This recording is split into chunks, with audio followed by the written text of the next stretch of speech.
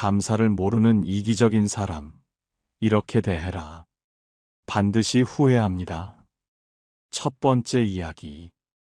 진심을 줬는데 고마운 줄 모른다. 당신은 아마도 누군가에게 진심을 다했던 경험이 있을 겁니다.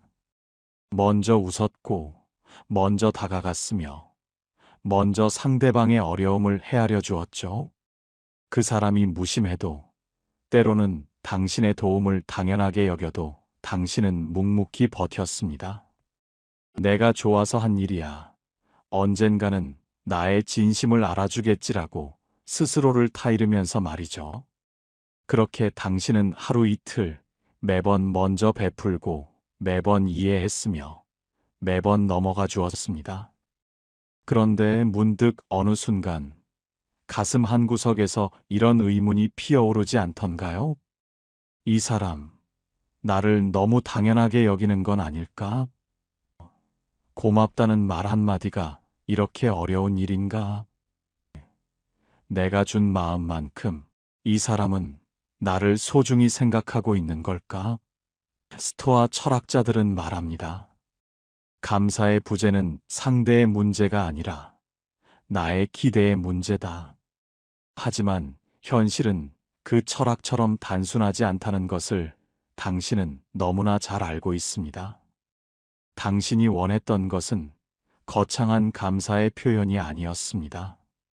단 한 번이라도 당신의 진심 어린 배려를 귀하게 여기는 그 태도 하나를 보고 싶었던 겁니다. 그 사람은 늘 받기만 했고, 늘 당신에게 기대했으며, 당신이 없으면 불편했지만, 정작 당신의 마음에 대해서는 단 한 번도 진지하게 궁금해하지 않았습니다. 니체는 이렇게 말했습니다. 모든 고통은 무관심에서 비롯된다.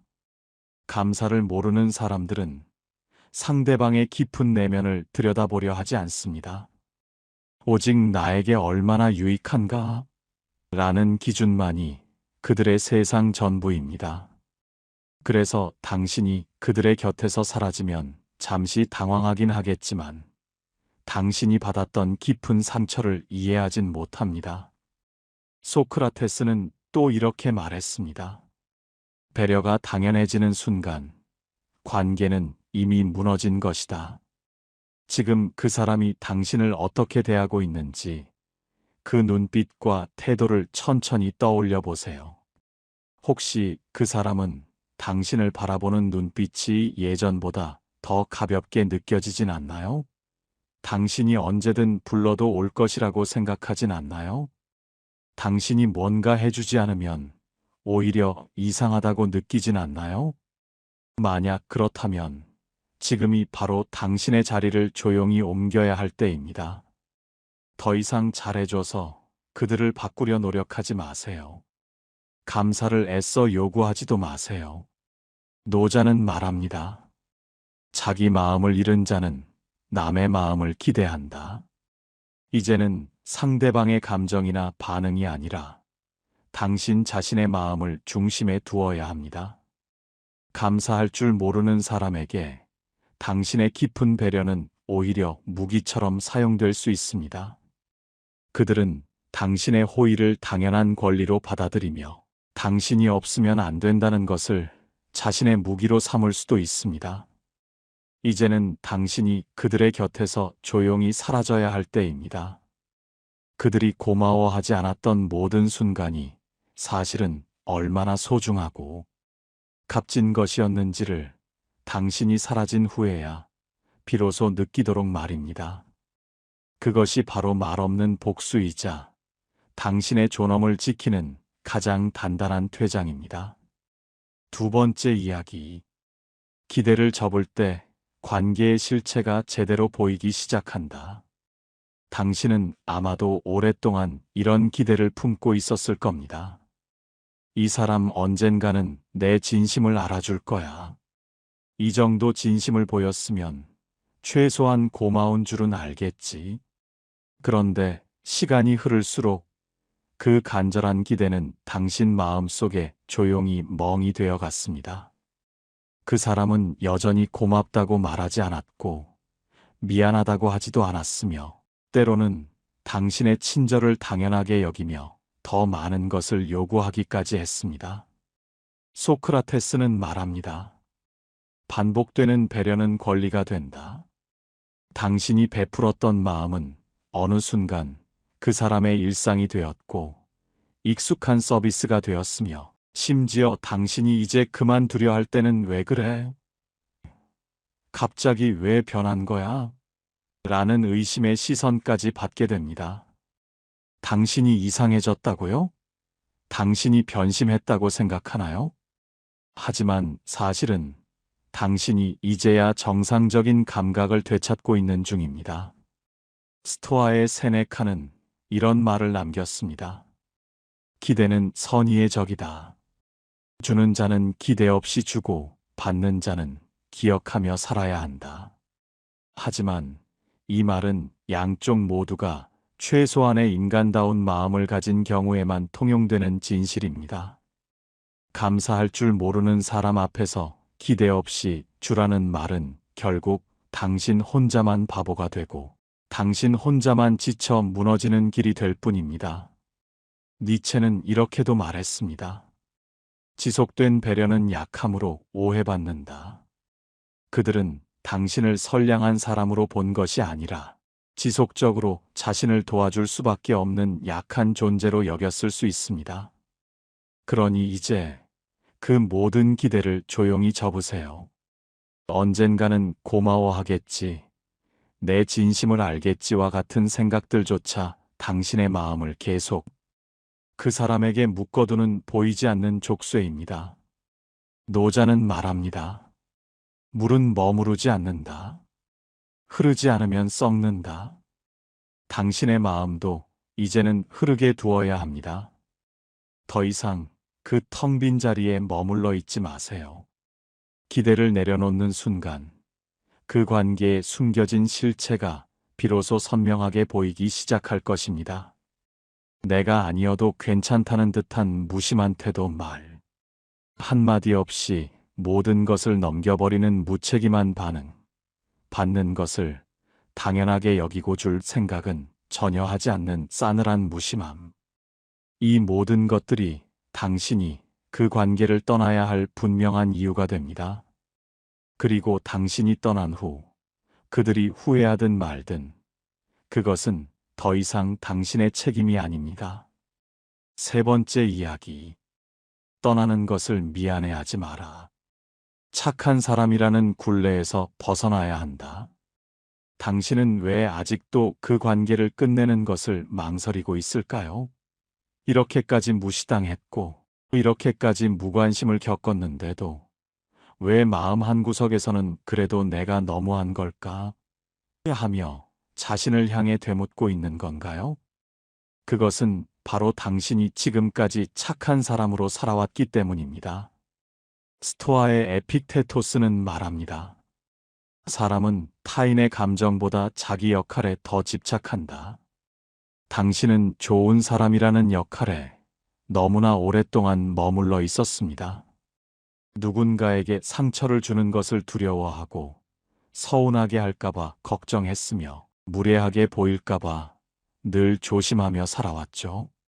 그래서 지금도 그 사람이 당신의 진심을 고마워하지 않는 것보다 당신 자신이 너무 차갑게 보이는 것이 더 두려운 겁니다. 하지만 정말 묻고 싶습니다. 당신은 그 사람에게 그 사람이 당신에게 했던 방식만큼이라도 되돌려준 적이 있나요? 그들을 무시한 적이 있나요? 말없이 상처 준 적이 있나요? 아마 대부분의 시간 동안 당신은 상대방의 감정을 먼저 배려하고 이해하려 했던 사람일 겁니다. 그런데도 지금 그 관계를 떠나려 하니 마치 자신이 나쁜 사람처럼 느껴지는 것. 그것은 진실이 아니라 당신 내면에 깊이 새겨진 착한 사람 콤플렉스일 뿐입니다. 니체는 말합니다. 도덕이 약자를 만든다. 죄책감은 약자의 환영이다. 이 말은 남을 해치라는 뜻이 아닙니다. 당신 자신을 해치는 잘못된 도덕관념에 이제는 이별을 고해야 한다는 뜻입니다. 소크라테스는 이렇게 말했습니다. 스스로를 지키는 자는 언젠가 비난받을 준비도 되어 있어야 한다. 당신이 그 관계를 떠나면 그들은 당연히 말할 겁니다. 너무 예민해졌네. 왜 갑자기 이렇게 변했어? 하지만 그 말들은 그들이 지금까지 얼마나 당신의 배려를 의무로 여겨왔는지를 보여주는 명확한 증거입니다. 당신은 갑자기 변한 것이 아닙니다. 이제야 자신의 본래 자리로 돌아가려는 중입니다. 노자는 말했습니다. 물러나는 자는 중심을 지키는 자다. 떠난다는 것은 회피가 아닙니다. 스스로의 단단한 중심으로 되돌아가는 길입니다. 감사할 줄 모르는 사람 앞에서 계속 머물러 있을 이유는 단 하나도 없습니다. 그리고 가장 중요한 것은 떠나는 것을 결코 미안해하지 않아야 한다는 것입니다. 그것은 차가움이 아니라 이해받지 못한 당신의 진심이 보여주는 마지막 배려입니다. 그 배려마저도 알아보지 못하는 사람이라면 그 사람의 삶에서 당신은 완전히 사라져도 괜찮습니다. 더 이상 당신 자신을 착한 사람이라는 틀에 가두지 마세요. 이제는 당신을 존중하고 귀하게 여기는 사람만이 당신의 소중한 시간을 함께할 자격이 있습니다. 네 번째 이야기. 감사 없는 관계가 당신을 조용히 무너뜨리는 이유. 감사는 눈에 보이지 않습니다. 하지만 그것은 관계의 따뜻한 온도이자 당신이 그 관계 안에서 어떤 위치에 있는지를 알려주는 가장 정확한 척도입니다. 당신은 아마도 모르는 사이에 조금씩 지쳐가고 있었을 겁니다. 이 정도 해줬으면 알아주겠지. 그렇게 스스로를 달래면서도 내면 어딘가에서는 텅 빈 채로 돌아오는 마음의 부메랑을 계속해서 감당하고 있었던 거죠. 스토아의 철학자 마르쿠스 아우렐리우스는 말했습니다. 감사를 모르는 자와 함께 있으면 자연스럽게 침묵하게 된다. 당신은 어느새 말이 줄었고 얼굴에는 생기가 사라졌으며 무언가를 해주고 나서도 예전처럼 뿌듯함이나 기쁨을 느끼지 못했습니다. 그것은 당신이 변한 것이 아닙니다. 그 관계가 더 이상 서로 주고받는 따뜻한 공간이 아니라 당신의 에너지가 일방적으로 흘러나가는 차가운 통로가 되었기 때문입니다. 니체는 말합니다. 존중받지 못한 선의는 독이 된다. 당신의 선의는 언제든지 다시 해석될 수 있습니다. 그 사람이 당신의 진심을 고마워하지 않으면 그 선의는 마치 집착처럼 보이고 일방적인 봉사처럼 보이며 심지어는 필요 이상의 간섭처럼 느껴질 수도 있습니다. 소크라테스는 이렇게 말했습니다. 모든 관계는 평등하지 않다. 한 사람이 일방적으로 감정을 감당하는 쪽이라면 그것은 이미 관계가 아니다. 당신은 지금 감정을 일방적으로 감당하는 사람입니다.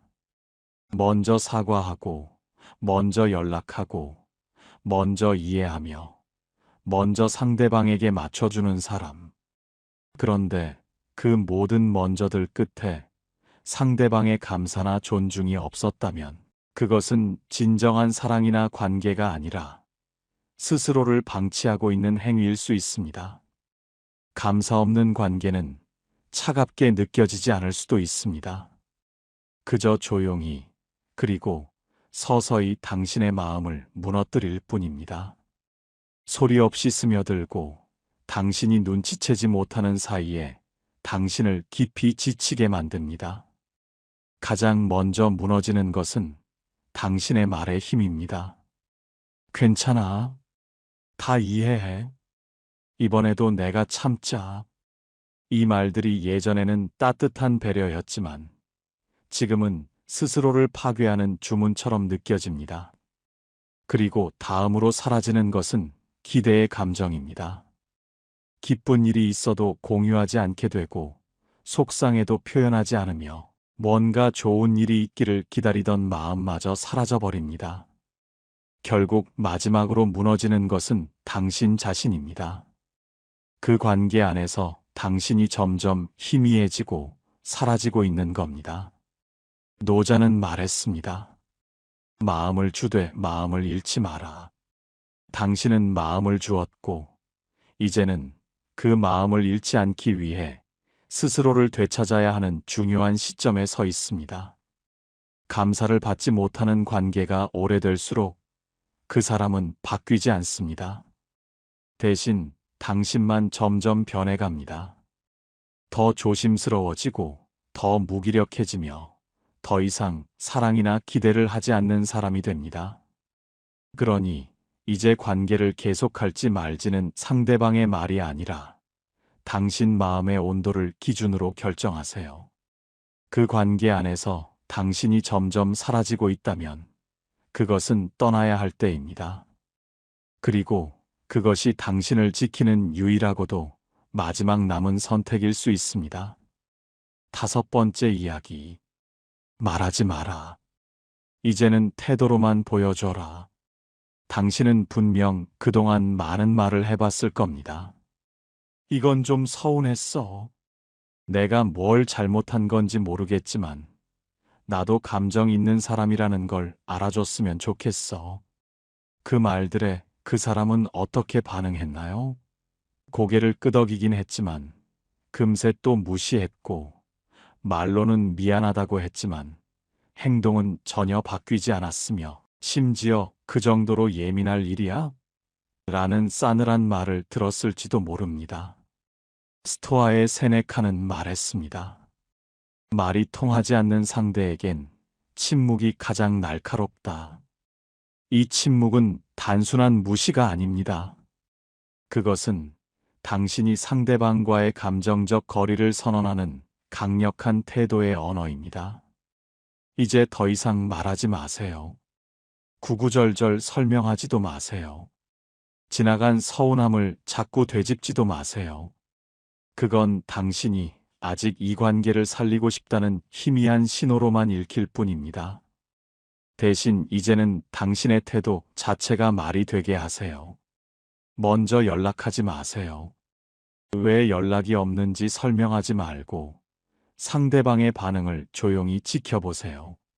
묵묵히 거리를 두며 달라지는 당신의 태도를 상대방이 관찰하게 하세요. 예전만큼 밝게 웃지 말고 예전만큼 그들의 비위를 맞춰주지 마세요.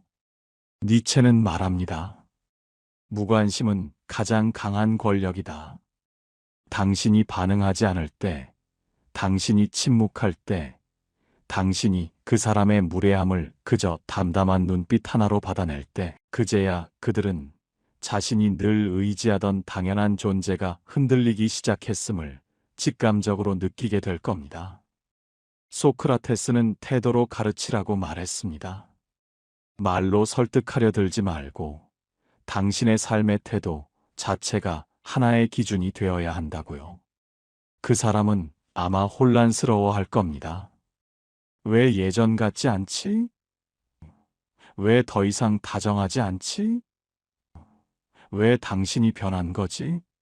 하지만 그것은 당신이 변한 것이 아닙니다. 오랫동안 억눌러왔던 당신의 진심 어린 감정을 이제야 행동으로 정직하게 보여주기 시작한 것뿐입니다. 노자는 말했습니다. 물은 말하지 않는다. 그러나 모든 것을 바꾼다. 당신의 태도도 마찬가지입니다. 말하지 않아도 그 사람의 습관과 반응, 그리고 관계의 역학 자체를 조용히, 그러나 강력하게 바꿔놓을 수 있습니다. 그리고 어느 순간 그들은 스스로 깨닫기 시작합니다. 내가 뭘 놓친 걸까? 저 사람이 나 없이도 잘 지내네. 내가 너무 당연하게 여겼던 걸까? 당신의 말이 아니라 당신의 침묵, 당신과의 거리, 당신의 무심한 눈빛이 그들에게 가장 강력한 메시지가 됩니다. 이제는 태도로 말하세요. 그것이 당신이 떠나기 전 남길 수 있는 마지막 배려이자 가장 단단한 경고가 될 것입니다. 여섯 번째 이야기. 다시 돌아온 그 사람 앞에서 흔들리지 마라. 그 사람은 다시 돌아옵니다. 늘 그렇습니다. 당신이 조용히 거리를 두고 예전처럼 그들의 요청에 즉각적으로 반응하지 않으며 더 이상 먼저 다가가지 않을 때, 그제야 그들은 뭔가 이상하다고 느끼기 시작합니다. 요즘 왜 연락이 없지? 예전엔 먼저 챙겨줬는데. 그들은 스스로를 진심으로 돌아보지 않습니다. 그저 자신이 잃어버릴지도 모르는, 혹은 이미 잃어버린 편안함이나 당연한 배려를 인지한 것뿐입니다. 그리고 조심스럽게 당신에게 다가와 언제 그랬냐는 듯 말할 겁니다. 잘 지냈냐고, 요즘 무슨 일 있었냐고. 스토아 철학자 마르쿠스 아우렐리우스는 말합니다. 무엇을 회복할 때는 그 이전의 상태가 왜 망가졌는지를 잊지 말라. 그 사람이 다시 말을 걸 때 당신은 흔들릴 수 있습니다. 기다렸던 말 같고, 이제야 자신의 진심을 알아주는 것 같으며, 조금만 더 기다리면 예전보다 더 나은 관계로 발전할 것 같은 희망이 생길 수도 있습니다. 하지만 잊지 마세요. 그 사람이 진심으로 당신을 소중히 여겨 돌아온 것인지, 아니면 당신의 부재가 그들에게 불편했기 때문인지를 냉정하게 구분할 수 있어야 합니다. 니체는 말합니다. 기억은 마음의 연습이다. 같은 상처를 반복하지 않기 위해 우리는 기억해야 한다. 다시 다정해진 그 사람이 지금과 같은 말투로 과거에도 당신을 얼마나 많이 실망시켰는지를, 그들의 달콤한 말 뒤에 얼마나 많은 무관심과 침묵이 쌓여 있었는지를 잊지 말아야 합니다. 소크라테스는 이렇게 말했습니다. 변한 것이 없다면 돌아온 것은 의미가 없다. 그 사람의 말보다 그들의 행동을 보세요. 그 사람이 진정으로 변했는가? 당신을 이해했는가? 스스로를 돌아보고 성찰했는가? 아니면 그저 당신의 배려와 편안함이 다시 필요해진 것뿐인가? 노자는 말했습니다. 다시 흐르기 시작한 강은 이전의 물줄기가 아니다. 과거의 관계를 회복한다고 해도 그것은 더 이상 이전에 당신이 알던 그 관계가 아닙니다. 당신은 이미 변했고, 당신이 한번 경험한 깊은 상처는 이전의 순수한 신뢰로 온전히 돌아가지 않습니다. 그러니 다시 돌아온 그 사람 앞에서 당신은 다시 다정해질 필요가 없습니다. 다시 예전처럼 행동할 이유도 없습니다. 이제는 그 관계를 시험해도 됩니다. 침묵으로, 거리로, 반응 없는 시선으로 그 사람의 진심을 오랫동안 지켜봐야 합니다. 그 사람이 진짜로 돌아온 거라면 당신의 침묵도 견디고, 당신의 단호함도 이해하고, 과거에 자신을 돌아볼 수 있을 겁니다. 그렇지 않다면 그 만남은 그저 또 하나의 반복일 뿐입니다. 니체는 경고합니다. 용서는 반복의 초대장이 될 수 있다. 무작정의 용서와 반가움은 당신에게 관계의 회복이 돌아온 것이 아니라 또 한 번의 정서적 착취가 돌아온 것일 수 있습니다. 그러니 성급하게 기대하지 마세요. 반가워하지도 마세요. 그저 지켜보세요. 그 사람이 당신을 대하는 태도 속에서 당신은 알게 될 겁니다. 이 만남이 새로운 시작인지 아니면 과거의 비극적인 되풀이인지를. 그리고 당신은 그 어떤 경우에도 더 이상 무너지지 않을 겁니다. 왜냐하면 당신은 이제 말이 아니라 단단한 태도로 응답하는 사람이 되었기 때문입니다. 일곱 번째 이야기. 진심을 몰라주는 사람에게 감정을 소모하지 마라. 처음에는 당신의 모든 진심을 다했습니다. 상대방이 당신의 마음을 알아주기를 간절히 바랐고, 당신의 따뜻함이 그 사람의 차가운 마음을 언젠가는 바꿀 수 있을 거라고 믿었습니다. 하지만 그 간절한 기대는 서서히 당신을 지치게 만들었고 감정적으로 소진시켰으며 이제는 감정을 표현하는 것조차 두려운 상태로 만들고 있습니다. 스토아의 에픽테토스는 말합니다. 진심은 타인의 반응을 위해 존재하지 않는다. 진심은 내가 누구인지를 지켜주는 마지막 도구다. 당신의 진심은 누군가의 감탄을 얻기 위해 존재하지 않았습니다. 고마워할 줄 모르는 사람이 있다고 해서 그 진심의 가치가 작아지는 것도 아닙니다. 하지만 진심이 외면당할 때 우리가 반드시 해야 할 일이 하나 있습니다. 바로 정서적 독립입니다. 감정의 중심을 상대방이 아닌 온전히 당신 자신에게 되돌리는 일입니다. 그 사람이 웃으면 당신도 괜찮고, 그 사람이 무뚝뚝하면 당신도 작아지고, 그 사람이 고마워하면 내가 비로소 존재 가치가 있는 것 같고, 그 사람이 무시하면 내가 한없이 무가치하게 느껴지는 것. 이건 사랑이나 진정한 관계가 아니라 상대방에게 종속된 의존일 뿐입니다. 니체는 말했습니다. 자신의 존재를 누군가의 반응에 기대는 자는 그가 떠나는 순간 무너진다. 소크라테스는 말합니다. 누군가의 말이 나의 자존감을 결정하게 두지 마라. 너는 그 누구보다 너 자신이어야 한다. 당신의 감정은 온전히 당신의 것입니다. 그것을 누군가의 말 한마디, 누군가의 무관심, 누군가의 변덕 앞에 내어주지 마세요. 정서적 독립이란 차가워지는 것이 아닙니다. 그것은 내 마음의 온도를 남이 아닌 나 자신으로부터 단단히 유지하는 상태를 말합니다.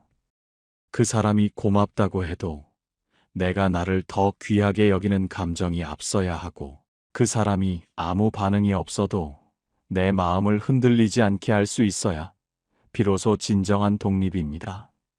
노자는 말했습니다. 스스로를 다스리는 자는 세상에서도 자유롭다.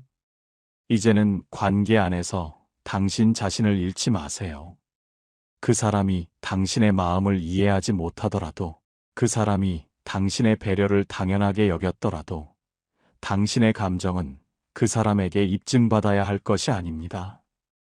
진심이 외면당했을 때 우리가 해야 할 것은 더 열심히 설명하는 것도, 더 따뜻하게 다가가는 것도 아닙니다.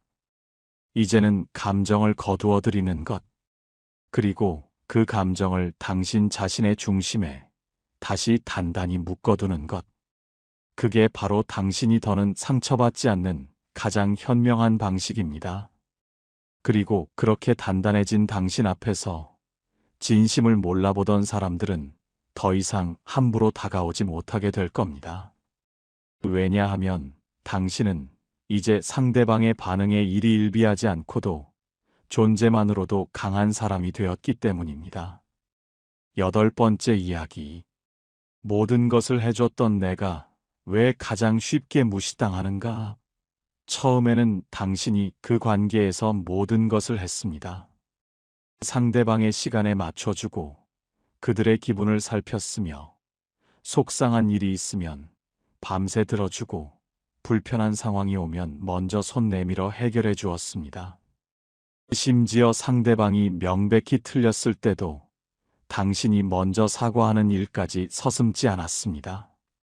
그렇게 하면 관계가 더 따뜻해질 거라고, 그 사람이 언젠가는 당신의 진심을 고마워할 거라고 굳게 믿었습니다. 하지만 이상하게도 당신은 점점 더 무시당했습니다. 당신의 의견을 말해도 무시당하고, 서운함을 표현해도 너무 예민하다는 말이 돌아왔으며, 당신의 배려는 고맙다는 말보다 당연하다는 눈빛을 더 자주 받았습니다. 스토아 철학자 세네카는 말했습니다. 지나친 친절은 사람을 해이하게 만든다. 받는 자가 아닌 주는 자를 더 쉽게 소모하게 된다. 그들은 당신의 선의를 순수하게 받아들이는 방식이 아니라 마치 소유물처럼 여기는 방식으로 익숙해졌습니다. 이 사람은 원래 이런 사람이야. 언제든 나를 맞춰줄 거야. 니체는 이런 상태를 관계 속의 약탈이라고 불렀습니다. 그 사람은 타인을 이해하려 하기보다 그 사람을 자신의 목적을 위한 도구화하는데 더 능숙하다는 것이죠. 즉, 당신은 진정으로 이해받기도 전에 이미 소비되고 있었던 것입니다. 처음에는 당신이 모든 것을 다 해주었기 때문에 관계가 순조롭게 굴러갔고, 나중에는 당신이 모든 것을 다 했기 때문에 당신이 없으면 안 되는 줄 알았고, 결국에는 당신의 헌신적인 노력이 존중이 아니라 의무가 되어버린 겁니다. 소크라테스는 말했습니다. 자주 사과하는 자는 결국 스스로의 목소리를 잃는다. 그 말은 당신이 그 관계 안에서 자신의 감정을 축소시키고 억누르는 습관을 만들고 있었다는 뜻입니다. 그리고 그런 일방적인 관계는 언젠가 무너지게 되어 있습니다. 노자는 말했습니다. 무거운 것은 가벼운 것에 끌려가지 않는다. 스스로 무거운 자는 먼저 멈춰야 한다. 당신의 진심은 그 누구보다 무겁고 소중했습니다. 그러니 이제는 가벼운 상대방의 반응에 끌려다니지 말아야 합니다. 무시당하지 않는 가장 단순하면서도 확실한 방법은 모든 것을 다 해주지 않는 것입니다. 대신해주지 마세요. 먼저 설명하지 마세요. 상대방이 무심할 때는 당신도 단호하게 멈추세요. 그러면 놀랍게도 그들은 당신을 다시 보기 시작할 겁니다. 그리고 당신은 깨닫게 됩니다.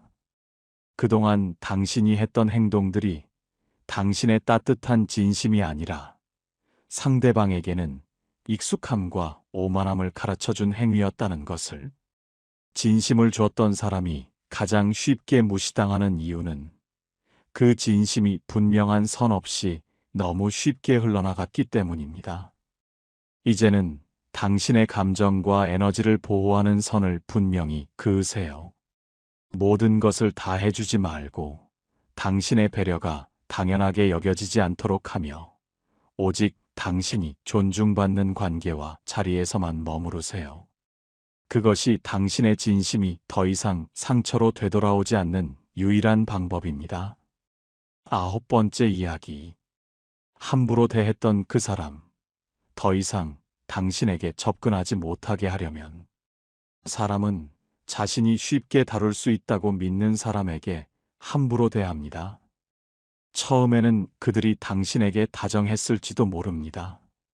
하지만 시간이 지나면서 무심해졌고 결국에는 당신을 함부로 막대했을 겁니다. 그 사람은 당신이 아무리 상처받아도, 당신이 아무리 힘들어해도 결국에는 다시 자신에게 돌아올 것이라고 굳게 믿었습니다. 왜냐하면 그동안 당신이 참아주고 이해하고 용서했던 모든 행동들이 그들에게는 확신으로 남아 있었기 때문입니다. 스토아의 마르쿠스 아우렐리우스는 말했습니다. 존중은 가르치는 것이 아니라 경계를 통해 요구하는 것이다. 그 사람이 당신을 다시는 함부로 대하지 못하게 만들고 싶다면 이제는 감정에 호소하는 것이 아니라 당신 존재의 태도를 근본적으로 바꿔야 합니다. 그 태도란 무조건적인 단호함이 아니라 상대방이 쉽게 예측할 수 없는 거리감입니다. 예전처럼 그들에게 쉽게 웃어주지 마세요. 예전처럼 모든 것을 다 맞춰주지 마세요. 안녕하세요, 여러분. 혹시 살면서 이런 생각 해보신 적 있으신가요? 내가 왜 그때 그 사람을 몰랐을까?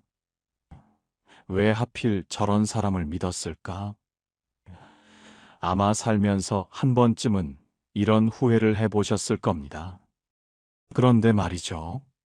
심리학자들은 입을 모아 이렇게 말합니다. 그 사람의 진짜 속마음은 눈빛에 다 담겨 있다고요. 순식간에 스쳐 지나가는 눈빛 하나, 그 찰나에 드러나는 감정과 의도, 그리고 본성. 만약 이걸 알아차릴 수 있다면 어떨까요? 다정한 척하는 거짓을 한눈에 꿰뚫어보고 겸손한 척하는 사람의 속마음을 단숨에 읽어낼 수 있다면 여러분의 인간관계는 완전히 달라질 겁니다. 오늘 영상에서는 단순히 눈빛만으로 악한 사람의 본성을 꿰뚫어보고 심지어 그런 사람을 미리 피해갈 수 있는 놀라운 비법을 알려드리겠습니다. 지금부터 시작합니다. 절대 놓치지 마세요. 이 주제가 마음에 드신다면 구독과 좋아요 잊지 마세요. 여러분의 마음을 안아주는 좋은 콘텐츠로 보답하겠습니다. 먼저 여러분께서 가장 궁금해하실 만한 질문에 답부터 드리겠습니다. 정말로 눈으로 악한 사람을 구별할 수 있을까? 결론부터 말씀드리면 눈 그 자체만으로 사람의 악함을 판단하는 것은 사실 매우 어렵고 때로는 위험한 생각일 수 있습니다.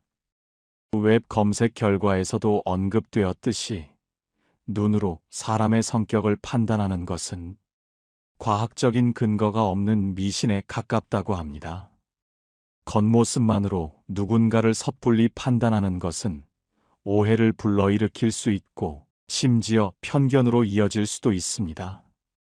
우리가 흔히 악마의 눈이나 뱀눈 같은 표현을 쓰지만 이런 표현들은 사실 과학적이라기보다는 감정적인 영역에 가깝습니다. 사이코패스에 대한 오해처럼 특정한 특징을 가진 사람을 무조건 악인으로 단정 짓는 것은 지양해야 합니다. 하지만 그렇다고 해서 눈빛이 전혀 중요하지 않다는 의미는 아닙니다. 눈빛은 그 사람의 감정 상태, 의도, 그리고 무의식적인 심리를 드러내는 강력한 단서가 될 수 있습니다. 맹자가 약자를 대하는 태도로 인품을 파악할 수 있다고 말했듯이 눈빛 역시 그 사람의 진정한 본성을 엿볼 수 있는 중요한 창이 됩니다. 눈동자는 영혼의 창이라는 말처럼 우리의 눈은 말이나 행동보다 솔직할 때가 많습니다. FBI 행동분석팀의 연구에서도 거짓말 탐지 시 가장 먼저 주목하는 것이 바로 눈이었다고 하니 눈빛이 사람의 심리를 파악하는데 얼마나 중요한 요소인지 짐작할 수 있습니다. 그렇다면 어떤 눈빛을 보면 즉시 도망쳐야 할까요? 웹 검색 결과와 심리 전문가들의 분석을 종합하여 피해야 할 악한 본성을 가진 사람들의 눈빛 특징과 그에 따른 행동 패턴을 자세히 살펴보겠습니다. 이 5가지 신호를 숙지하시면 여러분의 인간관계에서 불필요한 상처를 피하고 더욱 건강한 관계를 만들어 나가는데 큰 도움이 될 겁니다. 첫 번째 신호, 대화 중 당신의 눈을 피하거나 흘기는 눈빛입니다. 대화 중에 상대가 자꾸 시선을 피하거나 눈을 흘기며 딴청을 부린다면 단순히 부끄러움 때문이라고 생각해서는 안 됩니다. 그 속에는 숨기고 싶은 마음 혹은 당신을 가볍게 보는 무의식이 숨어 있습니다. 세계적인 표정 연구권이자 폴 에크만 박사는 40년 동안 100개국 이상의 사람들을 대상으로 미세 표정과 눈빛의 진심을 연구했습니다. 그는 사람의 진심이 단 0.04초 안에 나타나는 미세 표정과 눈빛에서 드러난다고 말했습니다. 실험 결과 단 0.04초 동안 스쳐가는 입꼬리의 떨림, 눈가, 근육의 살짝 찡그림, 그리고 흔들리는 눈빛만으로 그 사람의 거짓 여부를 무려 92%의 정확도로 맞출 수 있었다고 합니다. 하버드대 심리학 연구팀도 2년간 1000명의 대화 상황을 분석했는데요. 상대의 눈을 피하며 말하는 사람의 83%가 결국 거짓말, 핑계, 책임 회피 성향이 강하다는 결과를 내놓았습니다. 특히 시선을 흘기는 사람은 더 문제입니다. 이는 단순한 습관이 아니라 상대방을 존중하지 않고 속으로 내가 너보다 한 수 위라는 우월감을 드러내는 무의식적 행동입니다. 실제 면접 사례에서도 눈을 똑바로 마주치지 못하고 자꾸 고개를 돌리며 딴청 부리는 지원자는 성실성과 책임감 점수에서 낮은 평가를 받았습니다. 반대로 눈을 따뜻하게 맞추며 시선을 흔들림 없이 유지한 지원자는 리더십과 신뢰 점수가 무려 2배 이상 높게 나왔습니다. 일상에서도 마찬가지입니다. 시선을 피하는 사람은 속에 숨기는 것이 있고, 눈을 흘기는 사람은 당신을 얕보거나 언젠가 이용하려는 마음을 갖고 있습니다. 그런 눈빛을 그냥 넘기지 마세요. 정리하자면, 대화 중 시선을 피하는 사람은 숨기는 것과 회피 본능이 있고, 눈을 흘기며 딴청 부리는 사람은 무시와 우월감이 깔려 있습니다. 눈빛이 흔들림 없이 부드러운 사람은 신뢰와 진정성을 가진 사람입니다. 프랑스 철학자 모랄리는 눈동자는 거짓을 가장 먼저 배반한다고 말했습니다. 사람을 볼 때 그 사람의 눈동자가 어디를 향하고 있는지 꼭 확인하세요. 그 눈동자 끝에 그 사람의 본심이 있습니다. 이것이 사람의 본성을 꿰뚫는 첫 번째 신호입니다. 두 번째 신호, 지나치게 정면으로 시선을 고정하는 눈빛입니다. 혹시 이런 사람 본 적 있으신가요? 대화 내내 시선을 피하는 게 아니라 오히려 눈을 꿰뚫어 보듯이 뚫어지게 바라보는 사람. 처음엔 자신감처럼 보일 수 있지만 그 눈빛 속에는 지배 욕구와 공격성이 숨어 있습니다. 미국 스탠퍼드대 행동심리 연구팀은 시선 고정 강도 실험을 진행했습니다. 눈을 4초 이상 정면으로 고정하고 바라보는 사람들의 공통된 심리를 분석한 결과 무려 87%가 내가 상대보다 우위에 있다는 생각을 가지고 있었고, 그중 절반은 상대를 압박하거나 지배하려는 경향이 강하다는 결과가 나왔습니다. 여기서 끝이 아닙니다. 하버드대 심리학 연구팀은 1200명의 사람들을 대상으로 시선, 고정 시간과 신뢰도의 상관관계를 분석했습니다. 실험 참가자들에게 처음 만난 사람의 눈을 1초, 3초, 5초, 7초 동안 고정해 바라본 후 느낀 감정을 점수로 기록하도록 했습니다. 결과는 놀라웠습니다.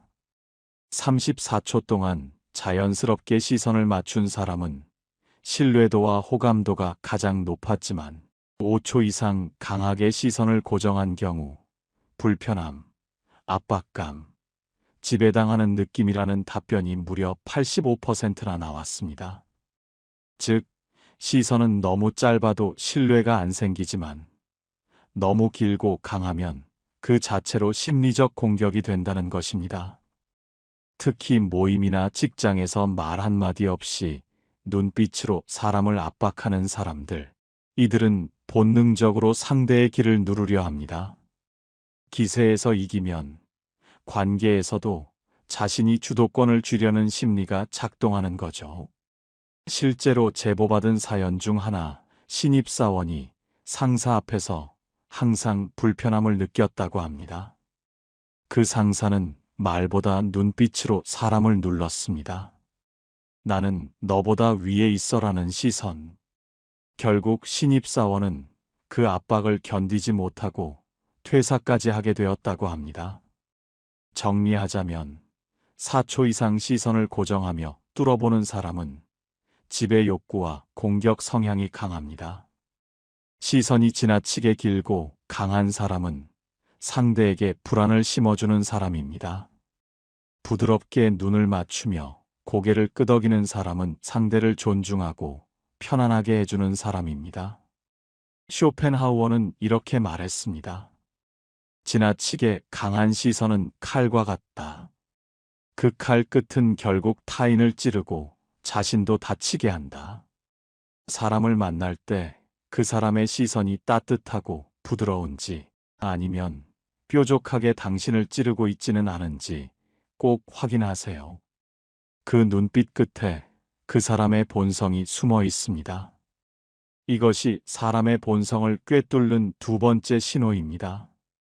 세 번째 신호, 질투가 눈빛으로 드러나는 사람을 멀리 하세요. 정말 무서운 건 입으로 하는 시기 질투가 아닙니다. 말은 얼마든지 꾸밀 수 있습니다. 좋겠다.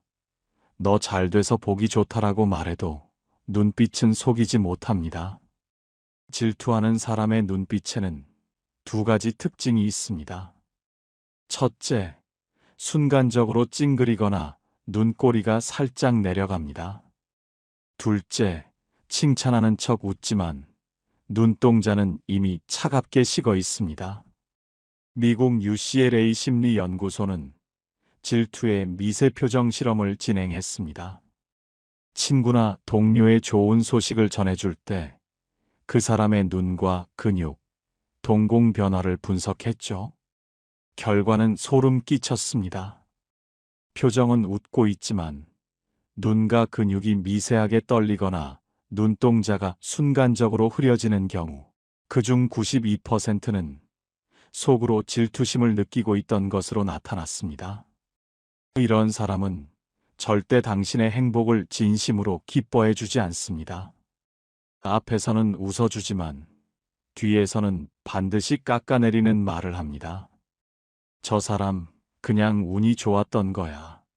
저 정도는 누구나 할 수 있지. 시간이 지나면 그 눈빛 속 시기가 결국 말로, 행동으로 나오고 관계를 병들게 합니다. 한 상담 사례에서는 늘 옆에서 멋지다, 대단하다 하고 칭찬하던 친구가 자신이 더 잘 되는 순간부터 연락이 끊겼고 결국 주변에 험담을 하고 다닌 것을 알게 되었다는 슬픈 이야기가 있었습니다. 그때 떠올려 보니 그 친구의 눈빛은 늘 웃고 있지만 왠지 모를 차가움이 느껴졌다고 합니다. 정리하자면 웃으면서 눈이 차가운 사람은 질투와 경쟁심이 숨어 있습니다. 칭찬하면서 눈동자가 흔들리는 사람은 진심 없는 사람입니다. 따뜻하고 맑은 눈빛으로 기뻐해 주는 사람은 진정으로 곁에 둘 사람입니다. 니체는 이렇게 말했습니다. 질투는 영혼의 불치병이며 그 눈빛은 타인의 빛을 꺼뜨리려 한다. 사람을 만날 때 내 행복에 함께 빛나는 눈빛을 주는 사람을 곁에 두세요. 찡그린 눈빛, 차가운 눈빛, 흐려지는 눈빛은 그 사람의 시기와 질투의 그림자입니다. 이것이 사람의 본성을 꿰뚫는 세 번째 신호입니다. 네 번째 신호, 약자를 대하는 태도에서 드러나는 차가운 눈빛입니다. 웹 검색 결과에도 있듯이 맹자는 사람의 본성은 측은지심에서 드러난다고 했습니다. 약한 사람을 대하는 태도를 통해 인간성을 파악할 수 있다는 이야기인데요. 여기서 우리는 그 사람의 눈빛을 통해 그 본성을 엿볼 수 있습니다. 힘없고 소외된 사람, 혹은 자신보다 지위가 낮은 사람을 대할 때 그 사람의 눈빛이 어떻게 변하는지 주의 깊게 살펴보세요. 그들의 눈빛에 진정한 공감이나 따뜻함이 결여되어 있다면, 혹은 오히려 경멸이나 무시가 담겨 있다면 그 사람은 본성이 악할 가능성이 높습니다.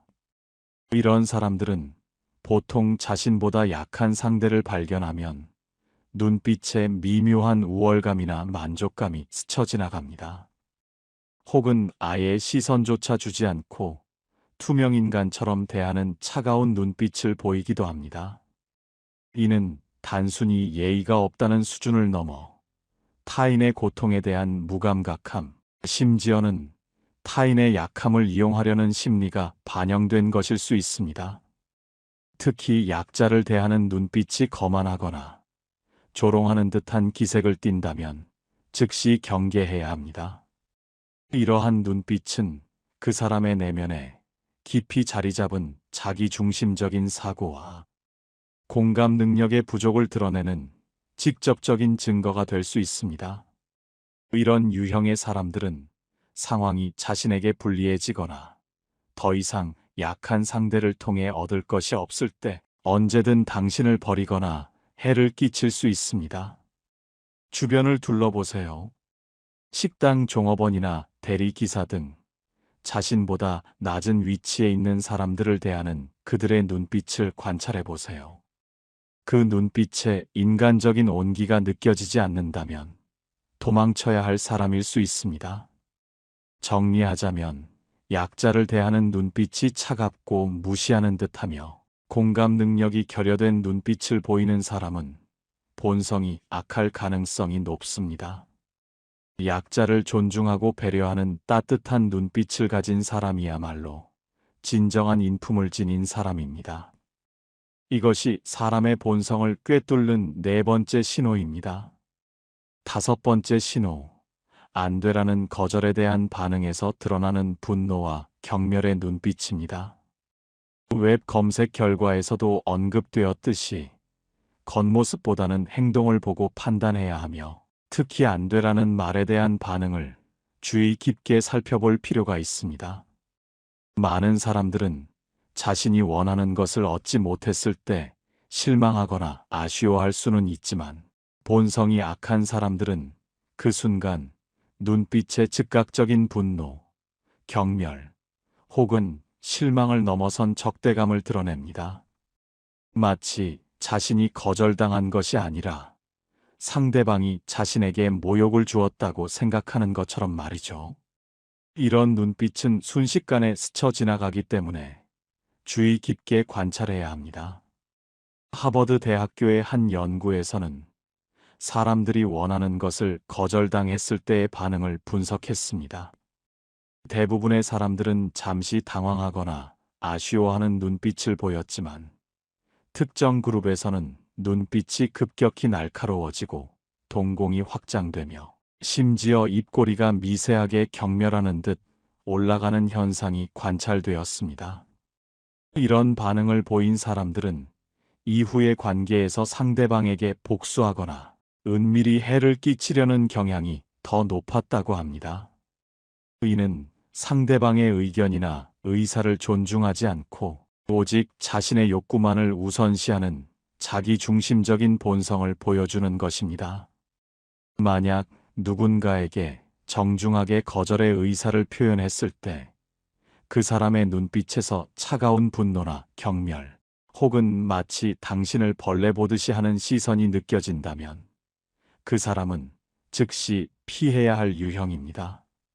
이런 사람들은 당신을 동등한 인격체로 보지 않으며 결국 당신을 이용하거나 해치려 들 가능성이 높습니다.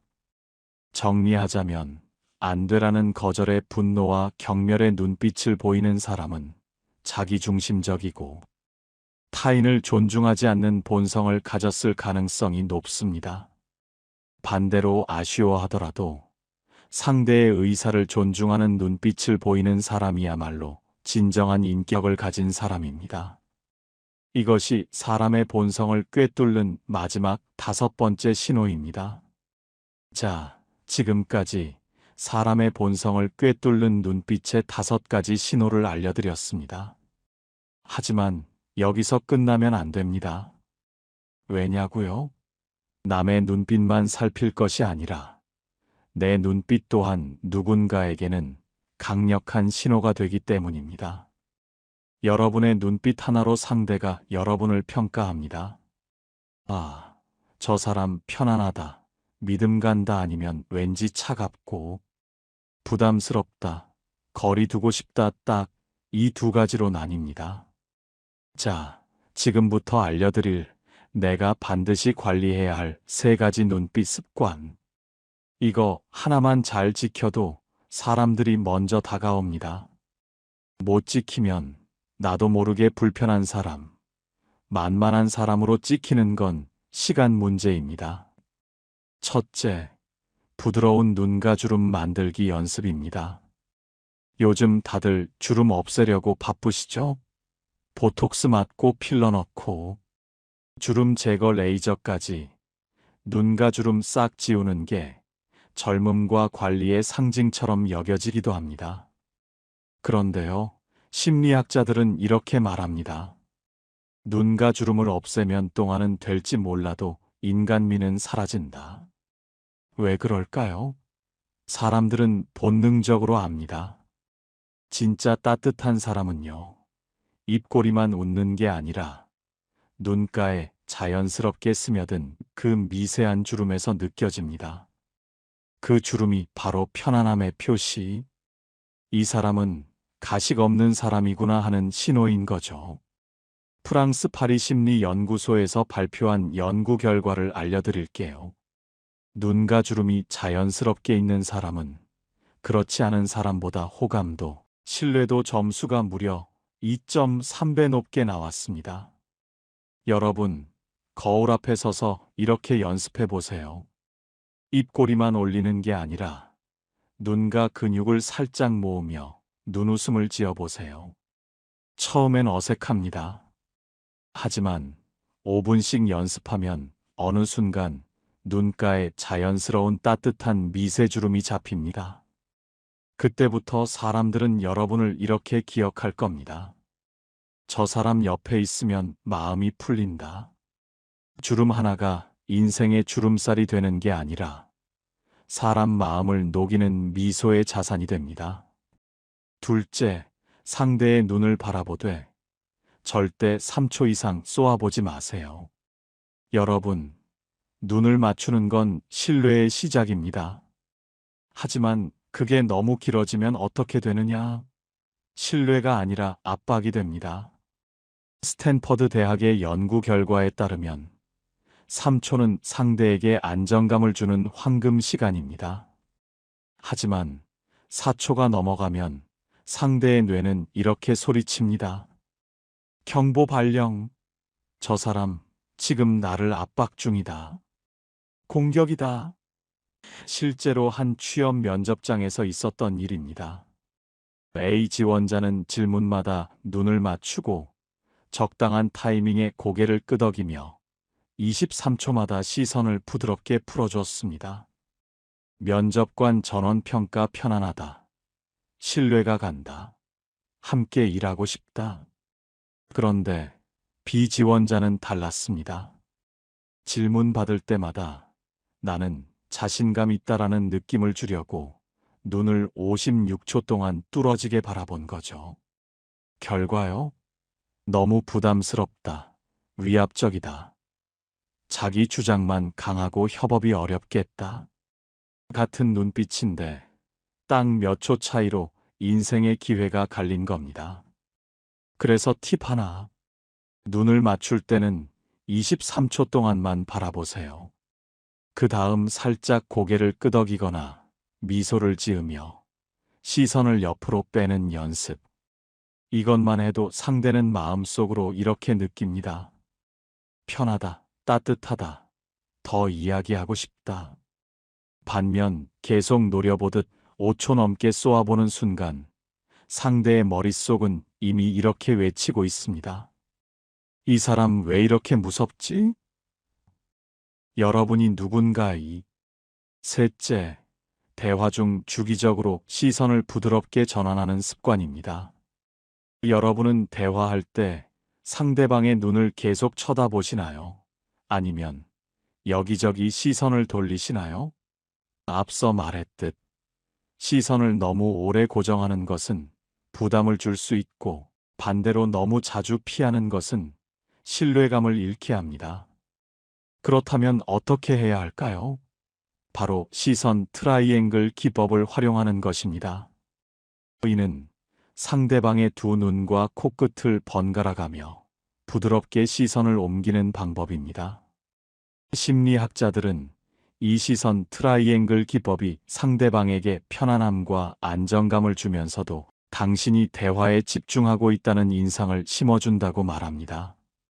또한 주기적으로 시선을 상대방의 얼굴 전체로 넓히거나 때로는 잠시 대화의 내용과 관련된 가상의 지점, 예를 들어 벽이나 창문으로 옮겼다가 다시 돌아오는 연습도 좋습니다. 이때 중요한 것은 부드럽게 그리고 자연스럽게 시선을 전환하는 것입니다. 마치 끊김없는 물 흐르듯이 말이죠. 스위스 로잔 대학교에서 진행된 한 실험에서는 대화 중 시선을 트라이앵글 형태로 유지한 사람들이 그렇지 않은 사람들보다 상대방에게 더 높은 수준의 공감 능력과 경청 태도를 전달했다는 결과가 나왔습니다. 이런 습관은 당신이 상대방을 존중하고 있으며 대화에 진정으로 참여하고 있다는 무언의 신호를 보냅니다. 정리하자면 상대방의 눈과 코끝을 부드럽게 번갈아 보는 시선 트라이앵글 기법을 연습하세요. 그리고 때로는 대화의 흐름에 맞춰 시선을 잠시 전환하는 유연함을 보이세요. 이 작은 습관 하나가 당신을 신뢰할 수 있고 편안한 사람으로 만들어줄 겁니다. 독일의 철학자 슈바인은 이렇게 말했습니다. 눈빛은 마음의 거울이며 그 안에는 숨길 수 없는 욕망과 두려움이 담겨 있다. 지금까지 사람의 눈빛으로 상대의 본성을 읽는 법과 더불어 당신의 눈빛을 관리하여 더 좋은 인상을 주는 방법을 알려드렸습니다. 이제 여러분은 악한 본성을 가진 사람들의 눈빛을 통해 그들을 미리 경계하고 피할 수 있을 뿐만 아니라 당신 스스로도 매력적이고 신뢰감 있는 눈빛을 만들어 나갈 수 있게 될 것입니다. 눈빛은 우리가 세상을 보고 세상을 경험하며 타인과 소통하는 가장 강력한 도구 중 하나입니다. 여러분의 눈빛을 통해 더 지혜로운 선택을 하고 더 풍요로운 관계를 맺어가시길 바랍니다. 오늘 영상이 여러분의 삶에 작은 도움이 되었기를 진심으로 바랍니다. 다음에도 더 유익하고 흥미로운 내용으로 찾아뵙겠습니다. 감사합니다.